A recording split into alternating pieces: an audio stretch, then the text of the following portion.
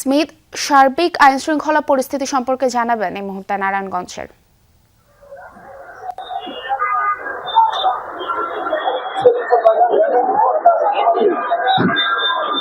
পুরোবি যে নারায়ণগঞ্জের আইন শৃঙ্খলা পরিস্থিতি কিন্তু স্বাভাবিক রয়েছে। সকাল থেকে সেনাবাহিনী, বিজিবি, পুলিশ কিন্তু তারা টহল দিচ্ছেন, পাশাপাশি কিন্তু তারা পুলিশের পক্ষ থেকে চেকপোস্টও বসানো হয়েছে। তবে সকাল থেকে এখন পর্যন্ত নিষিদ্ধ কার্যক্রম, নিষিদ্ধ আওয়ামী লীগ বা অঙ্গ সংগঠন যেগুলো নিষিদ্ধ ঘোষণা করা হয়েছে তাদের পক্ষ থেকে কিন্তু এখন পর্যন্ত কোনো মিছিল বা মিটিং আমরা নারায়ণগঞ্জে দেখতে পাইনি। তবে নারায়ণগঞ্জে মানে আওয়ামী লীগের যে নাশকতা বা সন্ত্রাস বিরোধী কার্যক্রমের প্রতিবাদে কিন্তু বিএনপি এবং অঙ্গ সংগঠনের নেতা কর্মীরা মিছিল করেছেন। নারায়ণগঞ্জের যানবাহন চলাচল স্বাভাবিক রয়েছে, সাধারণ মানুষের মধ্যে তেমন কোনো উদ্বেগ, উৎকণ্ঠা আমরা কিন্তু লক্ষ্য করছি না।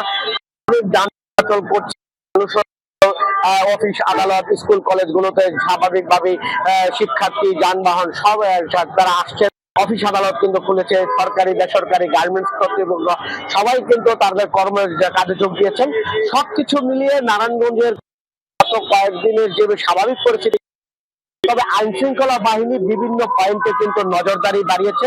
বিশেষ করে ঢাকা, চট্টগ্রাম এবং সিলেট মহাসড়ক যেটি আছে সেখানে অসংখ্য এক্সিট আছে, সেখানে যাতে কার্যক্রম নিষিদ্ধ সংগঠনের নেতা কর্মীরা বা কর্মীরা কোনো অবস্থাতে কোনো ধরনের মিছিল, মিটিং বা পিকেটিং করতে না পারে সেদিকে তারা সজাগ দৃষ্টি রাখছেন। এই ছিল আমার কাছে সর্বশেষ তথ্য। পুরোবি। ধন্যবাদ স্মিথ। নারায়ণগঞ্জের বিস্তারিত জানছিলাম আপনার থেকে।